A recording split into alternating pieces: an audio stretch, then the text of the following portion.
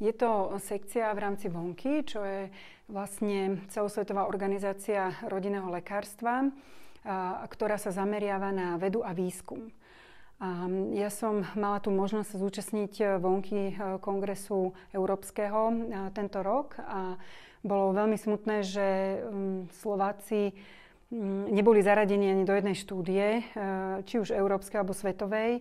A tak som sa chcela ako keby vyriešiť tento problém a našla som túto organizáciu, prihlásila som sa za člena a musím povedať, že sú veľmi aktívni, podporujú práve mladých praktikov, ktorým ponúkli v rámci členského aj vzdelávanie v oblasti tvorby štúdie. Je to online vzdelávanie, ktoré je veľmi kvalitné a takisto hneď vlastne každý mesiac alebo dva dostávam nejaké ponuky na zaradenie sa do štúdie a myslím si, že je to taký prvý krok, ktorý je veľmi dobrý, aby sme aj my, Slováci, mohli naše dáta zverejniť a tým prispieť vlastne celoeurópskym dátam a k riešeniam problémov v medicíne. Tak.